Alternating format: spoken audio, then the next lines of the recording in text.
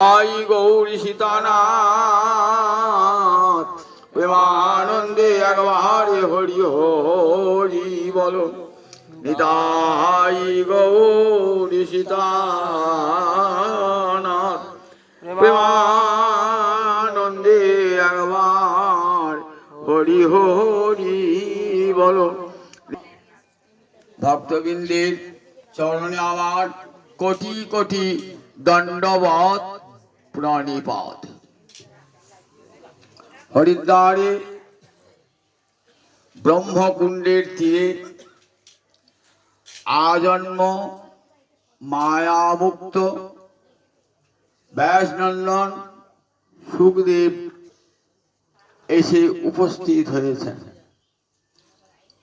আসন্ন মৃত্যু মহারাজ পরীক্ষিত তার চরণ ধুয়ে দিয়েছেন, উত্তম আসনে বসিয়েছেন। এরপর মহারাজের প্রশ্ন জিজ্ঞাসা, আমি তো আসন্ন মৃত্যু, আমার কর্তব্য কি? আসন্ন মৃত্যু আমার কর্তব্য কি? মহারাজ পরীক্ষিত ব্যাসনন্দন সুখদেবের কাছে প্রশ্নটি রাখলেন, আমি তো আসন্ন মৃত্যু মানে আমার মৃত্যু এগিয়ে এসেছে, আর 7 দিন বাদে আমার মৃত্যু হবে, এখন আমার কর্তব্য কি? ম্রিয়মাণস্য যৎ কর্তব্যম, ম্রিয়মাণের মানুষের কর্তব্য কি, কৃপা করে বলুন। সুখদেব মৌনী, কথা বলেন না। আজ প্রথম কথা বলবেন, আজ প্রথম হরিকথায় মুখর হবে। প্রথম বলছেন, প্রথম মুক্তি খুলে বলছেন, মহারাজ তোমার প্রশ্নটা অধিকতর শ্রেষ্ঠ, এসতে প্রশ্ন বরিয়ান। তোমার প্রশ্ন অধিকতর শ্রেষ্ঠ। বরিয়ান মানে অধিকতর শ্রেষ্ঠ, বর মানে শ্রেষ্ঠ, তার সঙ্গে সংস্কৃতে ইয়সুন প্রত্যয় করলে হয় বরিয়ান, অধিকতর শ্রেষ্ঠ। বর বরিয়ান বরিষ্ঠ, বরিষ্ঠ মানে সবচেয়ে শ্রেষ্ঠ। তা তোমার প্রশ্নটি অধিকতর, এটা কখন বোঝানো হয়? তুলনা বোঝাতে হয়। তুলনা বোঝাতে আপনি একটা প্রশ্ন করেছেন, উনি একটা প্রশ্ন করেছেন, আমি বললাম যে আপনার প্রশ্নটা ওর চেয়ে ভালো, তা সেখানে তো দুজন কেউ নাই, একজনই আছেন, তাহলে সেখানে তো তোমার প্রশ্নটা শ্রেষ্ঠ বললেই পারতেন, অধিকতর শ্রেষ্ঠ বলার দরকার ছিল না।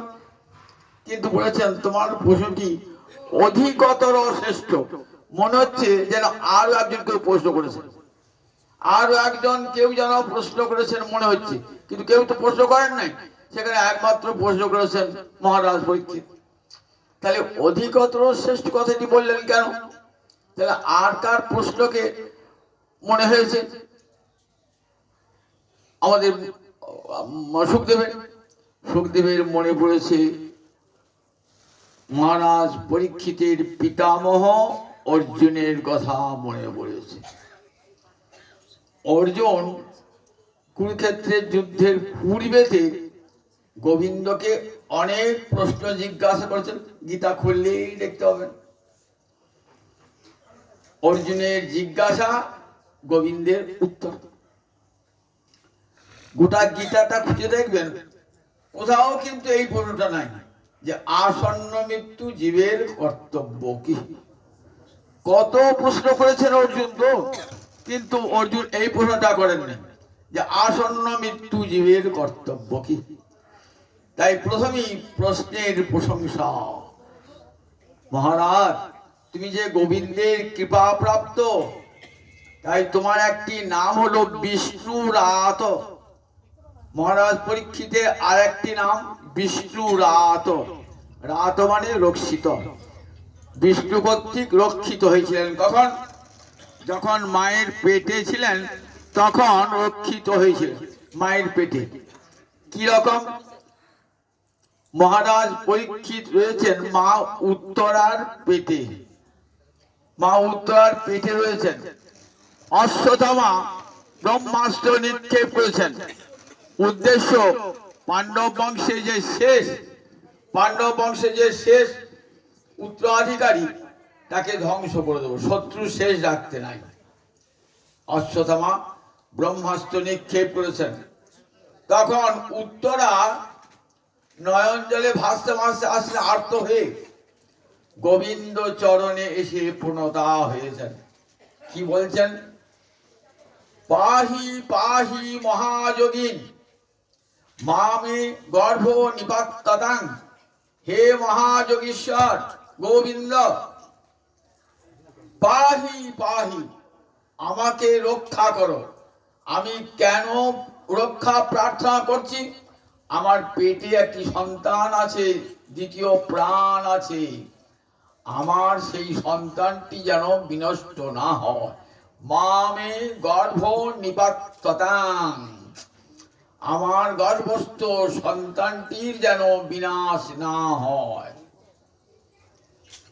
আমি তো জননী অভাগিনী, আমি তো বিধবা রমণী, সুতরাং আমি আর বাঁচতে চাই না, কিন্তু আমার সন্তানটি বাঁচুক। সন্তান যখন পেটে, তখনই কিন্তু স্বামী অভিমন্যুর মৃত্যু হয়ে, জানেন তো? কুরুক্ষেত্রে মহাভারত পড়িয়ে দেখতে হবেন। সপ্তরথী ঘিরে অভিমন্যু তখন 16 বছর বয়স, সপ্তরথী ঘিরে অভিমন্যুকে হত্যা করেছে। সেই অভিমন্যুর পত্নী হলেন উত্তরা। উত্তরার গর্ভে তখন রয়েছেন মহারাজ পরীক্ষিত। বলছেন মামে গর্ভ নিপাততাং, আমার গর্ভস্থ সন্তানটি যেন বিনষ্ট না হয়। আর চুপ বসো না, কি বলছে এই মেয়েটা? বসো করে, মামে গর্ভ নিপাততাং, আমার গর্ভস্থ সন্তানটি যেন বিনষ্ট না হয়। কেন সন্তানের জন্য তোমার এত আকুলতা? বলছেন আমার জীবনের বড় ইচ্ছা ছিল গোবিন্দ সেবা করব, কিন্তু গোবিন্দ আমার শ্বশুরের সখা, আমি তো কুলবধূ, আমি প্রাণ ভরে সেবা করতে পারি নাই। বধূর লজ্জাবশত আমার অন্তরে ইচ্ছা আমি পুত্র দ্বারে গোবিন্দ সেবা করব। শাস্ত্রে বলেছে আত্মা বই জায়তে পুত্র, নিজের আত্মাই পুত্র রূপে জন্মায়। তার পুত্রের দ্বারা দেখেন না, আমি তো লেখাপড়া শিখতে পারি নাই, আমার ছেলেটাকে লেখাপড়া শেখাবো। আমি তো, আমার তো বড় চাকরি হয় না, আমার ছেলেটা বড় চাকরি, সবাই চায় জীবনে। কারণ নিজের আত্মাই পুত্র হয়ে জন্মায়, পুত্রের দ্বারাই পিতামাতার বাঞ্ছা পূর্ণ হয়। তাই আমার অন্তরে বাঞ্ছা কৃষ্ণ সেবা, সেটা পূর্ণ করবে কে? আমার সন্তান। এই জন্যই চাইছি আমার গর্ভস্থ সন্তান যেন বিনষ্ট না। গীতায় ভগবান কি বলেছেন বলুন দেখি? কৌন্তেয় প্রতিজানিহি নমে ভক্ত পরস্বতী। ওহে কুন্তীর নন্দন, তুমি জগতে প্রতিজ্ঞা করে বলো, আমার চরণে যে শরণাগত হয় তার বিনাশ নাই, বিনাশ নাই, বিনাশ নাই। গোবিন্দ চরণে যে শরণাগত তার কখনো বিনাশ হয় না, এটা গোবিন্দের নিজের প্রতিজ্ঞা। রাম অবতারে প্রতিজ্ঞা করেছিলেন, যদি একবার কেউ আমার চরণে শরণ গ্রহণ করে, সকৃদেব প্রপন্নজ তবাস্মিতি যাচতে অভয়ং সর্বদা তস্मै দদাম্যে তৎব্রতং মম। রামায়ণে যখন রাম রাবণের যুদ্ধ হচ্ছে না, তখন বিভীষণ রাবণ কর্তৃক পরিত্যক্ত হয়ে এসে রামচন্দ্রের চরণে শরণাগতি গ্রহণ করেছে। সুগ্রীব বলছে, প্রভু বিভীষণ শত্রুর ঘরের লোক, সুতরাং বিশ্বাস করে তাকে তুমি স্থান দিও না। ভগবান বলেছেন দুটা নাই, কি করব? সুগ্রীব বলছে নিও না, আবার এইদিকে বিভীষণ আমার চরণে এসে শরণাগত হয়েছেন, এখন আমি করি কি? পাশে হনুমান, হনুমানকে জিজ্ঞাসা করছে, হনুমান কি করব বলো? ভগবান দ্বিধাগ্রস্ত হয়ে পড়েছেন, দেখেছেন তো, ভগবান আর ভক্ত বলে দেবেন কি করতে হবে না করতে হবে। ভগবান ঠিক করতে পারছেন না যে বিভীষণকে নেওয়া আমার ঠিক হবে কি না। সুগ্রীব নিষেধ করেছে, সুগ্রীব সেনাপতি নিষেধ করছে। হনুমান কি বলছেন? হনুমান বলছেন, প্রভু তোমার প্রতিজ্ঞার কথাটা মনে আছে? কি প্রতিজ্ঞা? তুমি প্রতিজ্ঞা করে কি বলেছ? সক্রিয় এব প্রপন্ন, সক্রিয় মানে সংস্কৃত সংস্কৃত একবার, একবার কৃষ্ণ তোমার হই যদি বলে একবার, ভববন্ধ হইতে কৃষ্ণ তারে করেন পার। একবার যদি কেউ বলে হা কৃষ্ণ আমি তোমার হলাম, এই বলে যদি গোবিন্দ চরণে একবার যদি শরণ গ্রহণ করে সক্রিয়, তাহলে তাকে ভববন্ধ সংসার বন্ধন থেকে মুক্তি দান করেন ভগবান। তুমি কি প্রতিজ্ঞা করেছো? সক্রিয় দেব প্রপন্ন তবাস্মিতি চ যাচতে, সক্রিয় দেব একবার যদি, তব অস্মি, তব মানে তোমার, অস্মি আমি হই, একবার যদি বলে আমি তোমার হই, ইতি যাচতে এমনি করে প্রার্থনা জানায়, অভয়ং সর্বদা তস্मै দদামি এতৎ ব্রতং মম, আমি তাকে অভয় দান করি, এটা আমার ব্রত। ব্রত করলে কি হয়? ব্রতের নিয়মটা পালন করতে হয়। একাদশী ব্রত পালন করবেন তো, শাস্ত্রে বলা আছে কেমন করে একাদশী ব্রতটা পালন করবেন। ওদিন যেন পঞ্চশস্য খাবেন না, ওদিন পরনিন্দা পরচর্চা করবেন না, ওদিন সারাদিন হরিনাম সংকীর্তন নিয়ে থাকবেন এটুকুই, এবং পরদিন যথাসময়ে নির্দিষ্ট সময়ে পালনটি করবেন। আপনি যে সেই বিধি ভঙ্গ করেন তাহলে কি হবে? একাদশীর ফলটা আপনি তার পেলেন না, একাদশীর ফলটা ব্রত বৈকুণ্ঠ হয়ে গেল। তাই যারা ব্রত করেন, ব্রতটাকে সব নিয়মগুলি মেনে ব্রতটি রক্ষা করবার চেষ্টা করেন, তাই ফল পাওয়া যায়।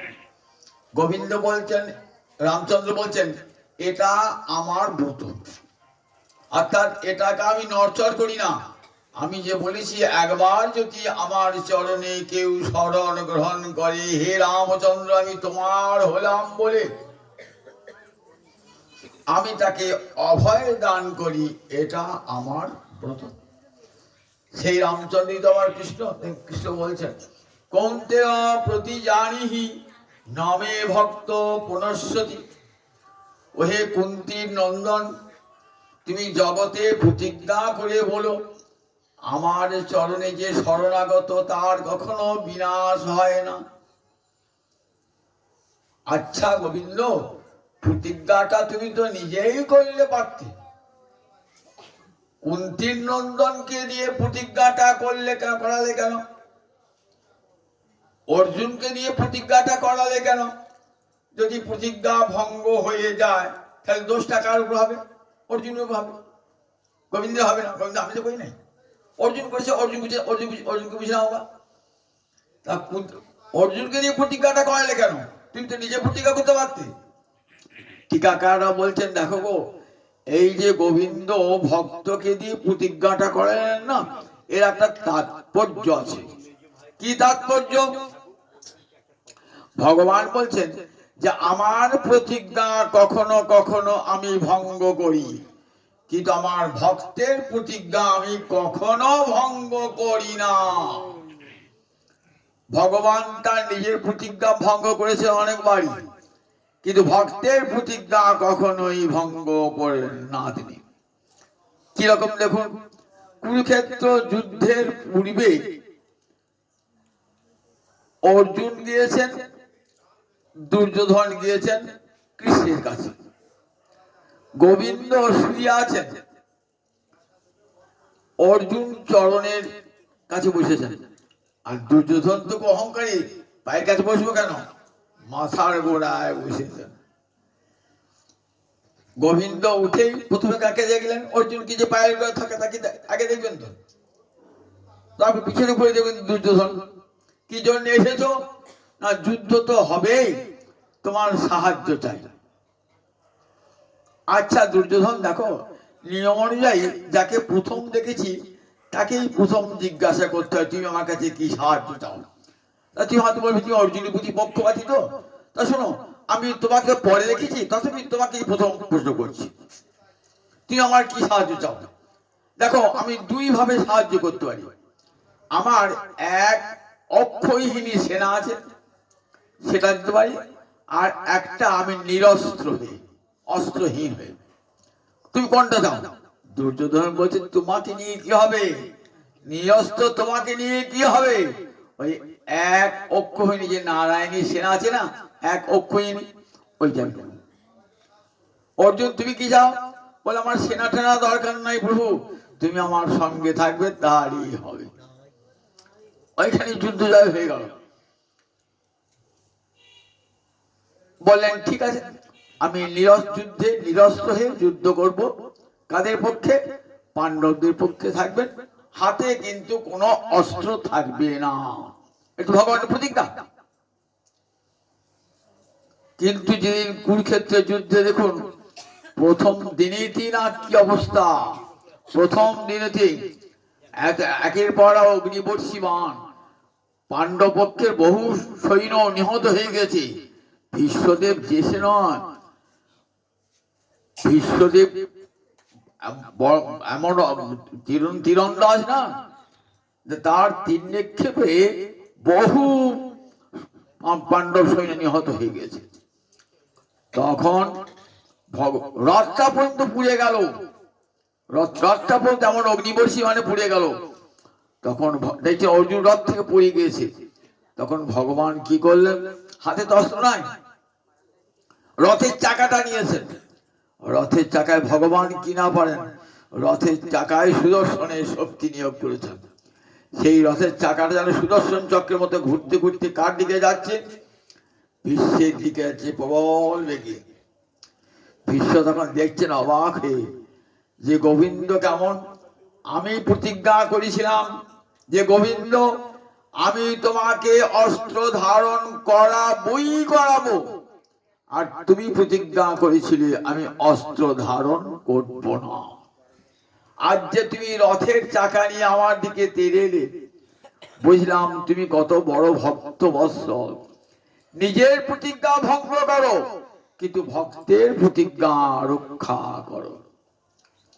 এই রহস্যটা কবে উন্মোচন করলেন? বিশ্বদেব সরসজ্জায়। 10 দিনের পর ভীষ্মের পতন হয়েছে, কুরুক্ষেত্রের মাঠে পড়ে আছেন। উত্তরায়ণ কাল এলে প্রাণ পরিত্যাগ করলেন। শাস্ত্রে বলা আছে উত্তরায়ণ কালে প্রাণ বিয়োগ হলে দেবযান মার্গে যায়। গীতায় বলা তোমার দেবযান মার্গে চলে যাবে, আর একটা পিতৃযান মার্গ আছে। তা উত্তরায়ণ কালে কখন সূর্যের উত্তরায়ণ হয় বলো দেখি? মাঘ মাস থেকে উত্তরায়ণ হয়। মাঘ মাস থেকে আষাঢ় মাস পর্যন্ত সূর্যের উত্তরায়ণ। আষাঢ় মাসের পর থেকে এই পৌষ মাস পর্যন্ত সূর্যের দক্ষিণায়ন, দক্ষিণ দিকে গতি। উত্তরায়ণে প্রাণ পরিত্যাগ করবে। সূর্যের গতি যখন উত্তরমুখী তখন প্রাণ পরিত্যাগ করবে, পূর্ণ হয় তখন দেবযান মার্গে চলে যাবে। কুরুক্ষেত্রে বিশাল মাঠে পূজা আছেন, নয়ন জলে ভাসছেন একবার কৃষ্ণকে দেখবার জন্য। যুদ্ধ শেষ হয়ে গেছে, মহারাজ যুধিষ্ঠির ভারত সম্রাট, কিন্তু মনে এতটুকু আনন্দ নাই। রাজা হলে কত উৎসাহ বলেন দেখি। এখানে ভোটে যারা যেতে কদিন ধরে উৎসব চলে বলেন দেখি? 1 মাস ধরে উৎসব চলে। আর রাজা হয়ে একছত্র ভারত সম্রাট, কোনো উৎসব নাই, কিছুই নাই, ম্রিয়মাণ। মনে মনে ভাবছেন যে এই যুদ্ধ না করলেই ভালো হতো। ঘরে ঘরে কত নারীর ক্রন্দন, তারা পতিকে হারিয়েছে। কত জননী কাঁদছে, তাদের সন্তান হারিয়েছে। ঘরে ঘরে কান্না রোল। যুধিষ্ঠির মনে এতটুকু শান্তি নাই। যুধিষ্ঠির যে ছিল নয় তো হরিদাস। শাস্ত্রে কজন হরিদাস? 3 জন হরিদাস। শ্রীহরির চিহ্নিত দাস 3 জন। কে কে? মহারাজ যুধিষ্ঠির, উদ্ধব, আর একজনকে গিরিরাজ, গোবর্ধন। এই 3 জনকে কি বলে? হরিদাস বলে। তাই মহারাজ যুধিষ্ঠিরের অন্তরটা কেমন বেদনায় হয়ে গেছে। এ রাজা হয়ে কি লাভ হলো? এত যে মানুষের মৃত্যু হলো, তার জন্য দায়ী তো আমি। আজকে যে এত জননীর ক্রন্দন, এত সতীরমণীর ক্রন্দন, এ তো আমার জন্য। সামান্য একটু রাজ্যের জন্য এতগুলো মানুষের বিনাশ। কিছুতেই মনে শান্তি পাচ্ছেন না। স্বয়ং শান্তিময় গোবিন্দ সঙ্গে, একবার দেখুন, গোবিন্দ সঙ্গে রয়েছেন, তাহলে তার আবার শান্তির অভাব হয়? শান্তির অভাব মানুষ কখন হয়? যখন মানুষ কৃষ্ণ ভুলে থাকে, তখনই মানুষের অশান্তির কারণ হয়। শাস্ত্রে বলেছে অশান্তি কার? যে জন কৃষ্ণ বিমুখ, তারই হয় জীবনটা অশান্তিতে ভরা। যার স্বয়ং সাক্ষাৎ গোবিন্দ, যার কাছে কাছে রয়েছেন, তার মনে এত অশান্তি কেন? মনে বলছেন, হে কৃষ্ণ, এর সম্রাট পদ আমার না নিলেই ভালো হতো। বললেন, দেখো, তুমি তো ন্যায় যুদ্ধ করেছো, ধর্মযুদ্ধ করেছো, শাস্ত্রের বিধিনিষেধ মেনে যুদ্ধ করেছো, এতে তোমার অন্যায় কিছু নাই। কিন্তু কৃষ্ণের উপদেশে মনটা শান্তি পাচ্ছে না। বলেন, তাহলে এক কাজ করো, আমার এত উপদেশ, ভগবানের উপদেশও যুধিষ্ঠিরের মনে শান্তি আসছে না। তাহলে চলো পিতামহ ভীষ্মের কাছে যাই। পিতামহ ভীষ্ম তখন সরসজ্জায় কুরুক্ষেত্রের মাঠে পড়ে আছে। মনে মনে ডাকছেন, হে গোবিন্দ, সদেব দেব ভগবান, একবার এসো গোবিন্দ। একবার তোমার চরণ কমল দর্শন করতে করতে আমি প্রাণ বিসর্জন করিব। ওহে করুণাময় হরি, একবারে দেখা দাও হে। একবার তোমার চরণ কমলে দর্শনে করি, তোমার নামে স্মরণে করতে করতে প্রাণ বিসর্জন করিব। একবার দেখা দাও হে হরি। নয়নে জলে মুখ ভেসে যায় ভীষ্মের, নয়নে জলে। একবার কৃষ্ণ দর্শনের জন্য ভীষ্ম নয়ন জলে ভাসছেন। কতক্ষণে কৃষ্ণ আসবেন? হরিয়ারি কি কৃষ্ণ লইতে না পারে, হরিয়ারি কি কৃষ্ণ রইতে পারে। ভক্ত যখন আকুল হয়ে ডাকে, হে গোবিন্দ এসো বলে, তখন কি ভগবান রইতে পারে? ভক্তিভুকা ভগবান, ভক্ত কাঞ্চে নয়নে জলে। ভগবান গেলেন কাকে সঙ্গে নিয়ে? ভগবান যুধিষ্ঠিরকে সঙ্গে নিয়ে যাচ্ছেন গোবিন্দ। শুধু যুধিষ্ঠির নয়, পঞ্চ পাণ্ডবকে সঙ্গে নিয়ে যাচ্ছেন। সঙ্গে মা কুন্তি মাও রয়েছেন। বলে আছেন কুরুক্ষেত্রের মাঠে। গোবিন্দ দর্শন করে ছল ছল আঁখি গোবিন্দ দর্শন করে ভাবে, আহা, আমার গোবিন্দ কেমন ভক্ত বৎসল। ভক্ত ডাকিলে রইতে না রে, ভক্ত বৎসল হরি। ভক্ত ডাকিলে রইতে না রে। নয়ন জলে ভাসছেন বিশ্বদেব। গোবিন্দ গিয়েছেন, বলছেন, গোবিন্দ তুমি কত করুণাময়, তোমার কত করুণা গো। যুধিষ্ঠির মাথাটি নত করে আছেন, অন্তরটা বিষণ্ণতায় ভরা। ভীষ্ম বলছেন, দেখো যুধিষ্ঠির, দুঃখ করো না।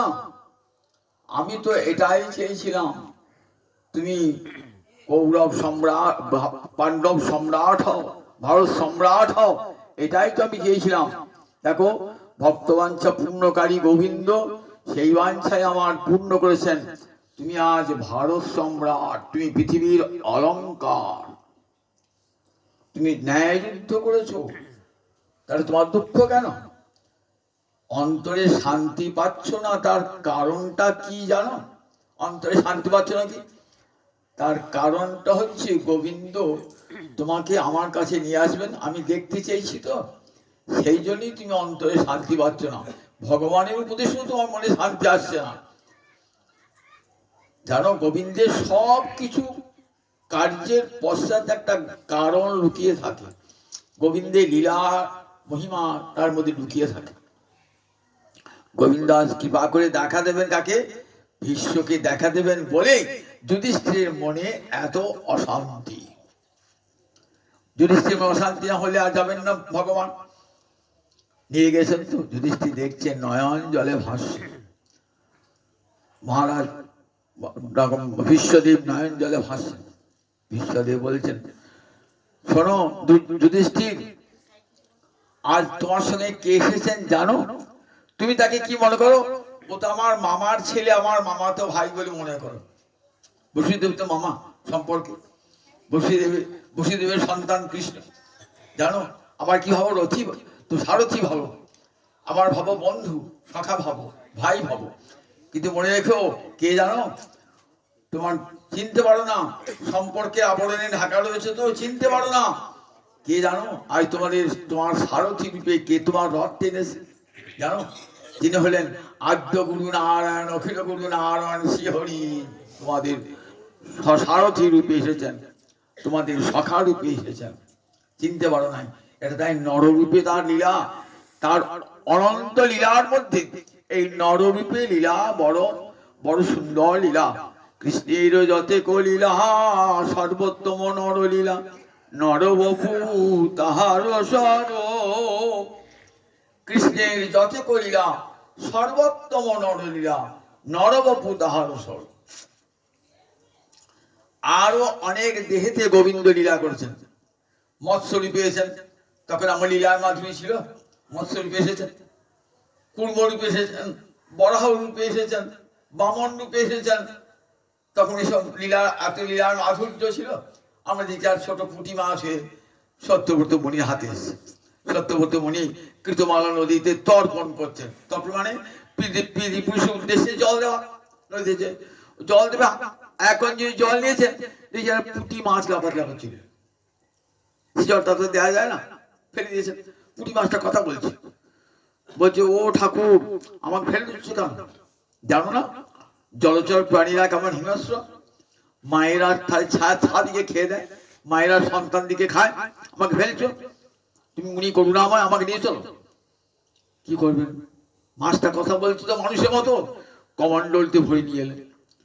কমণ্ডলতে ভরে নিয়ে এলেন তো কমণ্ডল থাকতে থাকতে আস্তে আস্তে আস্তে বলছে মাছটা, ও মুনি, আমি থাকতে পারছি না কমণ্ডলিতে, জায়গা বড় বড়। ভাবছেন বড় বড়। এই পুঁটি মাছ হাতের টাকা এলো, নিয়ে এলাম, আবার এই মধ্যে বেরোবো গেল। দাদা বাড়িটা আমায় যেতে দাও, আমার আশ্রমে যেতে দাও। আশ্রমে গিয়েছেন, দেখছেন বাবারি আর মাছটা এত বড় হয়ে গেছে। কমণ্ডল, বড় কমণ্ডল, ছোটখাটো কমণ্ডল নয়, জায়গায় হচ্ছে। দাঁড়া, তোমাকে একটা বড় জ্বালা দিলেন। জ্বালায় বড় জ্বালা মানে আগেকার দিনে জল রাখা বড় জ্বালা ছিল, জ্বালা আমাদের ভরে দিলেন। এই কয়েক মুহূর্তের মধ্যেই বলছেন, মাছটা বলছে, ও মুনি, আমি থাকতে পারছি না, আমার জায়গা বড় করো। এ বাবা, হাতে ছিল এইটুকুনি, কমণ্ডলতে ভরে আনলাম, আবার জ্বালায় গেলে বড় হয়ে গেছে, তার চেয়ে বড় জায়গা দিচ্ছে, সঙ্গে সঙ্গে বড় হচ্ছে। আচ্ছা ব্রত বাবু, আচ্ছা মাছ বড় তো, কোনো মাছ তো আমাকে বাড়ে না। এমনি করে বাড়তে বাড়তে আমাকে দিঘিতে দিয়েছে। একটা দিঘিতে দিলে দিঘি সমান হয়ে গেল। ও বাবা, দিঘিতেও জায়গা হচ্ছে না, চলো তোমাকে যে নদীতে সেই নদী ফেলে দিলাম। তখন বলছে, আচ্ছা একটা কথা জিজ্ঞাসা করবো, যে কোন জগতের কোন মাছ এই মিনিটে মিনিটে বেড়ে যায় না, সময় লাগে বাড়তে। তুমি আমার যাওয়ার আশা এই মুহূর্তে কত বড় হয়ে গেলে, কে তুই বল? চিনতে পারলেন না উনি নয়, আমাকে মাছ মনে করলে নয়। দেখো, আমার মায়ায় তুমি যতই তপস্যা করো যাই করো, আমার মায়াকে চেনো না। আমার মায়ায় তুমি আমার মোহিত আমাকে মাছ বলেই ভেবেছো। আমি কে জানি আমি ভগবান শ্রীহরি মৎস্যরূপী তোমাকে কৃপা করতে দিব। তখন তো ভগবান লীলা হয়েছে, তখন তো ভগবানের লীলা হয়েছে, মৎস্যরূপে ভগবানের লীলা। কিন্তু এখন সেই লীলার রসমাধুরী আমরা নরলীলায় কিন্তু উত্তম মাধুরী ভগবানের, এত ভক্ত বাৎসল্য ভগবানের। নয়ন জলে বিশ্বভাস গোবিন্দকে দর্শন করে বলছেন যে গো দানব, আজ কেন এখানে এসেছেন যুধিষ্ঠির জানো? কেন এখানে তোমাকে নিয়ে এসেছেন কেন জানো? যে তার যাই না পিতামহ, আমি অন্তরে অন্তরে ডাকছিলাম প্রভু, আমি তো তোমার কোনদিন সেবা করি নাই, তাই আমি তোমার চরণ দর্শনের অধিকারী নই। সারা জীবন যারা তোমার ভজন সাধন করে তারাই মৃত্যুকালে তোমার চরণের ছায়া দর্শন করে, আর আমি তো সাধন ভজন কিছুই করি না। কিন্তু প্রভু, আমার একটা সাধন ছিল। কি সাধন ছিল না, তোমার যারা ভক্ত পাণ্ডব তাদেরকে আমি ভালোবাসতাম, সেই জন্য আমার অন্তর একটা জোর ছিল প্রভু তোমার উপর, যে আমি তোমাকে ভালো না বাসি, তোমাকে ভজন না করি, তোমার ভক্তকে তো ভালোবাসি আমি। দেখেছেন তো, ভগবানকে না ভালোবাসলো, যদি ভগবানের ভক্তকে ভালোবাসেন তাহলে ভগবান কৃপা করতে বাধ্য। ভগবান বিশ্বদেবের কিন্তু কোনো ভজনের কথা নাই, বিশ্বদেবের কোনো ভজনের কথা শাস্ত্রে নাই। সেই বিশ্বদেব অন্তিমকালে সাক্ষাৎ গোবিন্দ চরণ দর্শন করতে করতে প্রাণ পরিত্যাগ করছে। বিশ্বের নির্যান আর হরিদাসের নির্যান এক। বিশ্ব ইচ্ছা মৃত্যু বর পেয়েছিল জানেন তো। বিশ্বদেব নাম ছিল কি? দেবব্রত, শান্তনু রাজার পুত্র দেবব্রত, সত্যবতীর পুত্র। সেই দেবব্রত ভীষণ প্রতিজ্ঞার জন্য তার কি নাম হয়েছিল? মা গঙ্গার পুত্র। মা গঙ্গার পুত্র ভীষ্ম, তার নাম হয়েছিল দেবব্রত। কিন্তু ভীষ্ম নাম কেন হলো? ভীষণ প্রতিজ্ঞা করার জন্য তার নাম হয়েছিল ভীষ্ম। শান্তনুর পত্নী গঙ্গার গর্ভজাত এই ভীষ্ম। সেই ভীষ্মের কোনো ভজন ছিল না, কিন্তু পাণ্ডবগণকে খুব ভালোবাসতেন। যখন কুরুক্ষেত্রে যুদ্ধ শুরু হয় না, যুদ্ধের পূর্বেতেই মহারাজ যুধিষ্ঠির রথ থেকে নেমে সোজা চলে গেলেন ভীষ্মের কাছে। প্রথমে ভীষ্মকে প্রণাম। ভীষ্ম বললেন, বৎস বিজয়ী হও। রয়েছেন কৌরব পক্ষে সেনাপতি, প্রথম 10 দিন সেনাপতি ভীষ্ম। বলেন বৎস বিজয়ী হও। রয়েছেন শত্রুপক্ষে, ভালো করে চিন্তা করে দেখুন, রয়েছেন কৌরব পক্ষে আর যুধিষ্ঠির পাণ্ডব পক্ষে। কিন্তু যুধিষ্ঠিরকে আশীর্বাদ করলেন কি বলে? বৎস বিজয়ী হও বলে। নিজের পক্ষকে বিজয় হও বলেন না।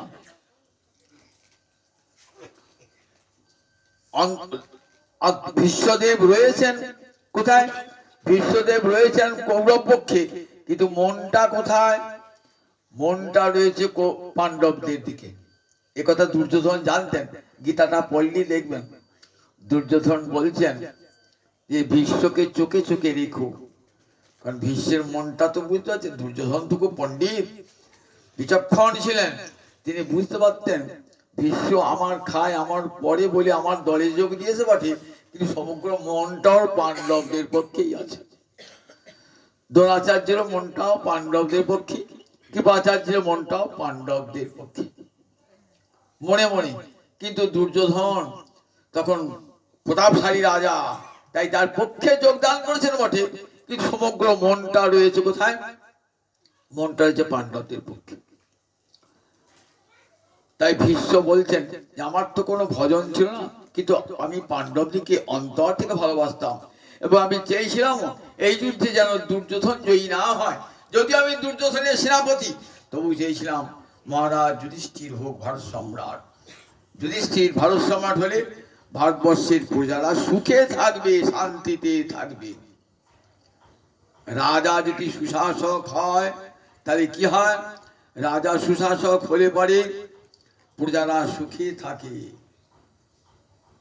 আর রাজা যদি সুশাসক না হয় তাহলে কি হয়? রাজার দোষে রাজ্য নষ্ট, প্রজা কষ্ট পায়। আর গিন্নির দোষে সংসার নষ্ট, লক্ষ্মী ছেড়ে পালায়। শাস্ত্রে বলে জানেন তো, গিন্নির দোষে সংসার নষ্ট আর লক্ষ্মী ছেড়ে পালায়। আর রাজার দোষে রাজ্য নষ্ট, প্রজা কষ্ট পায়। তাই রাজা সুশাসক যুধিষ্ঠির মতো রাজা হয়ে পাই কবে? প্রজারা খুব সুখে থাকবেন। এই যে মন্ত্র চেয়েছিল মহারাজ যুধিষ্ঠির ভারত সম্রাট হোক, সেই বাঞ্ছা পূর্ণ করেছেন গোবিন্দ। তাই আমি খুব সুখী। আমি যে প্রাণ পরিত্যাগ করে চলেছি না, হাসি মুখে প্রাণ পরিত্যাগ করতে করতে যাচ্ছি। আমি প্রার্থনা করেছিলাম কি জানো মহারাজ যুধিষ্ঠির, দেখো কেমন ভক্তবৎসল, জানো কেমন ভক্তানুকম্পী, দেখো ভগবান জানো তোমার মনে অশান্তি, তোমার মনকে শান্তি দান করবে দেখে আসেন নাই। আমি ডাকছি অন্তর অন্তরে, হে গোবিন্দ, মৃত্যুকালে যেন তোমার চরণ দর্শন করতে করতে আমি প্রাণ পরিত্যাগ করি। কত বড় দাবি বলুন দেখি একবার, কত বড় দাবি! মৃত্যুকালে যেন তোমার ওই চরণ দর্শন করতে করতে প্রাণ পরিত্যাগ করি আমি। কি দাবি! সদেব দেব প্রতীক্ষতাং যাবৎ কলে বরং হীনম্মহম। স ভগবান দেব দেব, হে দেবদেব ভগবান, তুমি দাঁড়িয়ে থাকো, প্রতীক্ষতাং প্রতীক্ষা করো। কতক্ষণ থাকবো দাঁড়িয়ে? যাবৎ কলে বরং হীনম্মহম, যতক্ষণ আমি দেহটা পরিত্যাগ না করি ততক্ষণ আমার নয়ন সমক্ষে দাঁড়িয়ে থাকো, তোমার চরণ কমল দর্শন করতে করতে আমি প্রাণ পরিত্যাগ করব। মহাপুরুষ যেমন বলেছিলেন না, মহাপুরুষ হরিদাস ঠাকুর যেমন বলেছিলেন মহাপুরুষকে, প্রভু এক বাঞ্ছা হয় মোহর বহুদিন হইতে, লীলা সম্বরিবে তুমি ভাই মোর চিতে। আমি ভাবছি শীঘ্রই তুমি লীলা সম্বরণ করবে। সেই লীলা প্রভু মোরে কভু না দেখাইবা, তোমার আগে যেন আমার শরীর পাইবা। প্রভু তোমার আগেই যেন আমি চলে যাই, প্রভু তোমার চরণ দর্শন করতে। একটা বাঞ্ছা, কি বাঞ্ছা? হৃদয়ে ধরিব তোমার রাঙা চরণ, নয়নে দেখিব তোমার চাঁদ বদন, জিহ্বায় উচ্চারিব কৃষ্ণ চৈতন্য নাম, এই মতে ইচ্ছা মোর ছাড়িব পরাণ।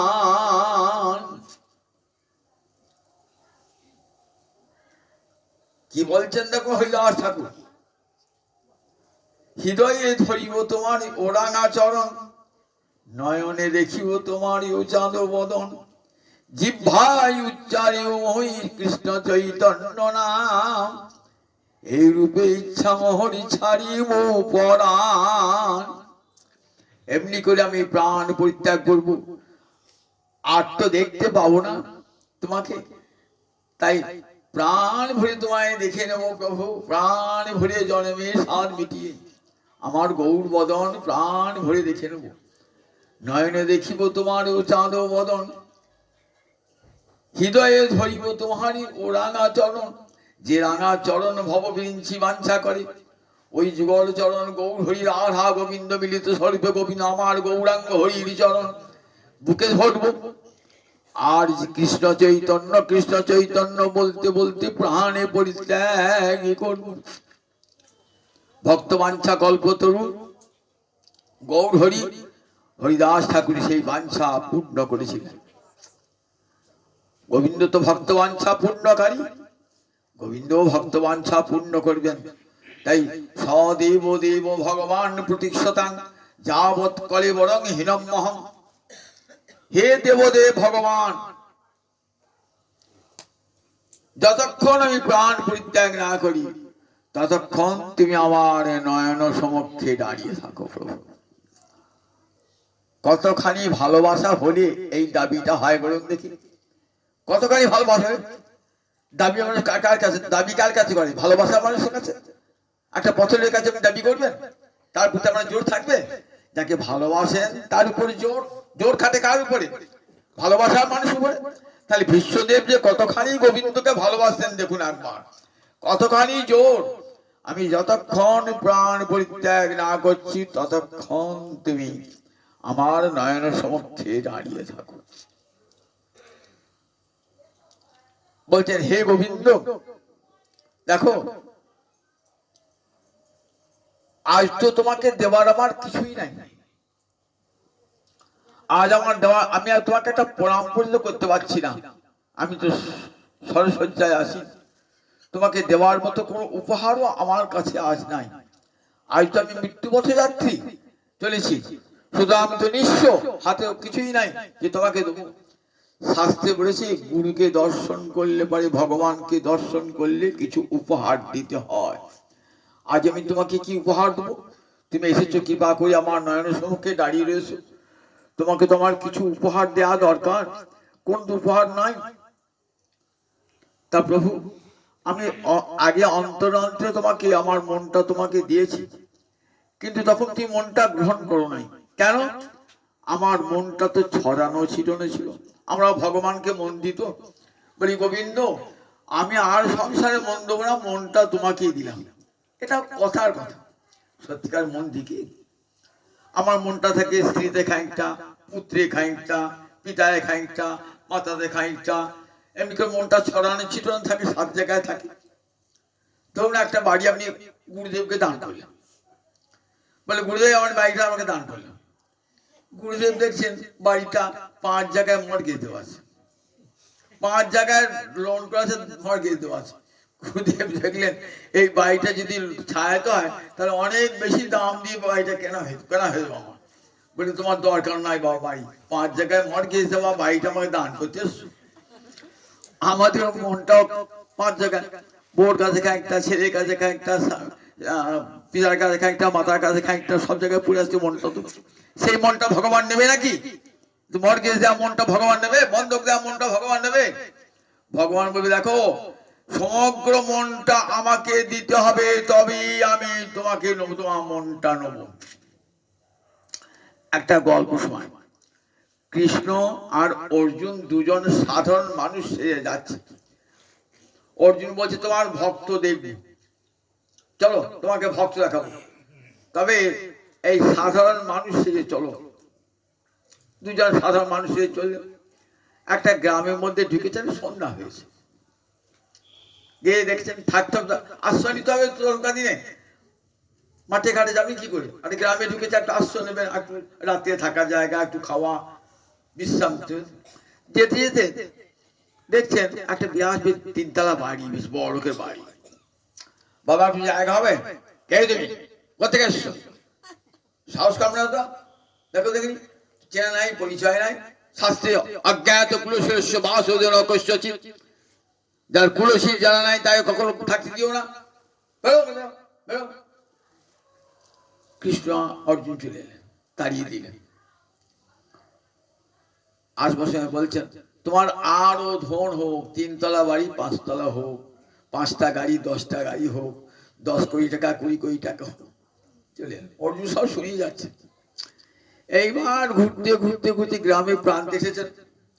একটা খড়ের চালা ঘর, একটা থাকে লোক, বৃদ্ধ মানুষ, তিলক মালা হরিনাম জপ করছেন, কেউ নাই বাড়িতে। একটা গরু আছে, সেই গরুর দুধটা বিক্রি করে যেটুকু যায় গোবিন্দ সেবায়, নিজের সেবায় লাগায়, কিছুই নাই। সন্ধ্যেবেলা গেছে, বাবা থাকবে যাগো, হ্যাঁ আসো। অতিথি দেব ভব, শাস্ত্রে বলেছে অতিথি নারায়ণ, অতিথিকে ফেরাতে নাই। অতিথি যদি ফিরে যায় তাহলে কি হয়? অতিথি যস্য ভগ্নাশ গৃহাৎ প্রতি নিবর্ততে সতস্মৈ দুষ্কৃতিং দত্ত্বা পুণ্যমাদায় গচ্ছতি। অতিথি যার বাড়ি থেকে নিরাশ হয়ে ফিরে যায়, সে তার পাপটা দিয়ে যায় ওই গৃহকর্তাকে, আর গৃহকর্তার পুণ্যটা নিয়ে চলে যায়। তাই বাড়িতে অতিথি বেরিয়ে যাও বেরিয়ে যাও বলতে নাই। বাবা অতিথির খাওয়াবো কেমন করে? বলে খাওয়া তো হবে না। অতিথিকে কি করবেন? বললেন দেখো একটু বসবার জায়গা দেবেন। আপনি যেখানেই আছেন, ছাঁচতলাতেই থাকুন আর ফুটপাতেই থাকুন, গাছতলায় থাকুন, বসো বাবা বসো। একটা ছেঁড়া আসন বাসন দেবেন বসতে, এক গ্লাস জল দেবেন, একটু মিষ্টি কথা বলবেন। তৃণানি ভূমিরুদকং বাক চতুর্থী চ সুনিতা এদান্যেব শতাঙ্গেহে নচ্ছিদ্যন্তে কদাচন। আমাদের শাস্ত্রে বলেছে একটা ঘাসের তৈরি আসন, বসো বাবা, আমার কিছুই নাই, বসো বাবা ঘাসের আসন। আমি মাটিতে বসে আছি, যেখানে আছি গাছটা এখানে একটু বসে, একটু জল বাড়ি থেকে গড়িয়ে এনে দিচ্ছি, কি রাস্তার টিউবওয়েল থেকে জল এনে দিলাম, আর কিছু মিষ্ট কথা, আর তো বাবার কিছু দেবার নাই, এটি অতিথি সেবা হয়ে যাবে। অতিথি নারায়ণ অতিথি দেব ভব। আর ভারতবর্ষের ঋষিরা বলেছেন অতিথিকে দেবতা জ্ঞান করবে, কখনো অতিথিকে কখনো বিরক্ত হয়ে বাড়ি থেকে তাড়িয়ে দেবে না। তাই অতিথি এসেছেন তো, সে বৈষ্ণব তো জানে অতিথি সেবা পরম ধর্ম, গোবিন্দ তুষ্ট হবেন। গোবিন্দ হয়তো অতিথি বেশি এসেছেন, আমি যে তাড়িয়ে দিই গোবিন্দকেই তাড়িয়ে দেওয়া হয়। আসুন আসুন বাবা, ও অহভাগ্য অহভাগ্য, আমার গৃহে এসেছেন, আসুন আসুন বলি কি করবি, একটি ছেঁড়া আসন আসন দিয়ে বসিয়ে দিয়েছেন। আজ আমার গিয়ে ঠাকুর রাত্রি হয়ে গেছে, বেশ আবার থাকবার জন্য এসেছি, রাত্রে করে থাকবো। মাটি ঘর, একটু সামান্য জায়গায় শতরঞ্জি পেতে পেতে দিয়েছেন, সেখানে শোবার জন্য দিয়েছেন। কি খাওয়াবেন? এক বাটি করে দুধ দিয়েছেন, আর তো কিছু নাই। এক বাটি করে অর্জুনকে এক বাটি দুধ, কিছু এক দুধ দুধ খেয়ে পরম প্রীত হয়েছেন। সকালে বাজ করে যাবেন, এবার আমার যাই সকালবাদ। আর যান, পিছন পিছন এসেছেন। কিছু আসার পর বলছে, কি বলছে, তোমার গৌরুটি মরুক। ওই লোকটা গৌরুটি মরুক। অর্জুন বলছে কি গো, তোমাকে এত ভালোবাসলি, ওই গৌরীটিও সম্বল, ও গৌরীটি মরুক, আর তোমাকে তাড়িয়ে দিল বাড়ি থেকে, পাঁচতলা বাড়ি হোক, এ তোমার কিরকম বিচার কর? তা বলছে শোনো অর্জুন, আমার দুটো আশীর্বাদের দুটো মর্মটাকে ভালো করে বোঝো, আমার সঙ্গে দিয়ে রয়েছে, বুঝতে পারছো না? ওই যে লোকটা ওই 5 কোটি হয়েছে 10 কোটি হবে তো, এইবার দেখবি কি হবে, ওর অবস্থাটি কেমন হবে। দিনের পর দিন সম্পদ বাড়বে তো, আর জ্বালা যন্ত্রণা কেমন বৃদ্ধি প্রাপ্ত হবে দেখো। ওকে কেমন দেখো ধরতে আসবে, রাজার লোক ধরতে আসবে যে তুমি কর ফাঁকি দাও বলে, ওর জেলে যেতে হবে ওকে, বুঝেছো? আর বাড়ি ঘরে ওই ছেলেদের সম্পদ নিয়ে মারামারি আরম্ভ হয়ে যাবে, ওর বিষয়টার কাছে বিষ হয়ে যাবে। সেই জন্য বললাম আর ভুগ নরকের কীর্ত, ওর বিষয় কামনা যায় নাই, আরো বিষয় হোক, আর এই বিষয় নিয়ে পড়ে থাকুক, বিষয়ের যন্ত্রণা কি বুঝো। আর ওর গরুটি মরে যাক বললে কেন? বলে ও মনের পুরানো অংশ আমাকে দিয়ে দিয়েছে, আমাকে দিয়েছে এক আনা অংশ, গাভীটার প্রতি ছিল এক আনা অংশ, ওই গাভীটি মলে 16 আনায় আমাকে দেবে সমস্ত। তো ভগবান চান মনের 16 আনা অংশই আমাকে দেখ, 16 আনা অংশই আমাকে দেখ। বিশ্ব বলছেন আমি তো মনের 16 আনা অংশ তোমাকে দিতে পারি নাই, আজ আমার জীবনের শেষ দিন, অন্তিম কাল, আজকে আমার মনটা কেমন জানো, সব কামনা শূন্য, ইতিমতির উপকল্পিতা বিশ্ব। কেমন? তৃষ্ণা বিতৃষ্ণা, তৃষ্ণাবিহীন মতি আজ আমার। হে গোবিন্দ, আজ আমার মনটা কামনা বাসনা বিহীন, এতটুকু কারোর জন্য কোনো কামনা বাসনা নাই। আমার সমস্ত হৃদয়টা তোমার চরণে অর্পণ করলাম প্রভু, আমাকে এই আশীর্বাদ করো, আমি পরজন্মে যেন তোমার অর্জুন সখা অর্থাৎ তোমার চরণে যেন আমার রতি হয় পরজন্মে। কি প্রার্থনা করলেন দেখুন, যে আমাকে রাজপদ দিও না, ঐশ্বর্য দিও না, কি চাইলেন?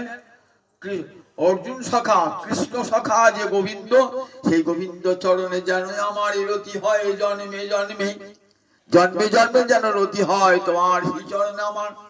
কি এ মানুষ পশু পাখি কুলে জনমিয়ে, অথবা কি পতঙ্গে করম বিপাকে গতাগতি পুনঃ পুনঃ আমার মতি রহু তুয়া পর সঙ্গে। আমার মতি যেন থাকে আমার যে কুলে জনম হোক না কেন, আমার মতি যেন থাকে। আমার কর্ম বিপাকের ফলে যে কুলে জনম হোক না কেন, হে গোবিন্দ তোমার চরণে যেন আমার মতি থাকে। ত্বাপদ পল্লব করি অবলম্বন, তিলঠাই দেহ দিন বন্ধু। অন্তিম কালের বন্ধু যেন চরণে ঠাই দিও হে, ওহে দীনবন্ধু করুণা সিন্ধু, যেন চরণে ঠাই দিও প্রভু, যেন চরণে ঠাই দিও প্রভু। আমার অন্তিম কালে এই প্রার্থনা যেন, যেন চরণে ঠাই দিও প্রভু। ত্বাপদ পল্লব করি অবলম্বন, তিলঠাই দেহ দীন বন্ধু। তোমার সেই চরণ স্মরণ করতে করতে যেন ভবসাগর পার হয়ে যায়। তোমার চরণ স্মরণ করতে করতে বিশ্বদেব অপূর্ব স্তব করেছেন। শ্রীমদ্ ভাগবতের প্রথম স্কন্ধেতে বিশ্বদেব নয়ন জলে ভাসতে ভাসতে প্রাণ পরিত্যাগ করছেন। বিশ্বের নির্যান যেন ঠিক যেন মনে হচ্ছে আমার গৌরাঙ্গ হরি চরণ দর্শন করতে করতে চার চরণ বুকে নিয়ে যেমন করে হরিদাস ঠাকুর প্রাণ বিসর্জন করেছিলেন, তেমনি করে বিশ্বদেব সেই বিশ্বদেব আর গোবিন্দ চরণ দর্শন করতে করতে প্রাণ বিসর্জন করলেন।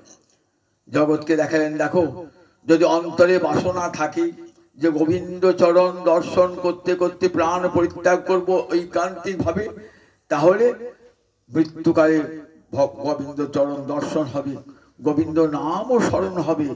মৃত্যুকালে যদি কেউ একবার গোবিন্দ নাম স্মরণ করতে করতে প্রাণ পরিত্যাগ করে, মরণে যা মতি শৈব গতির ভাবে। মৃত্যুকালে আপনার মনটা যেমন হবে তেমনি আপনার গতি হবে।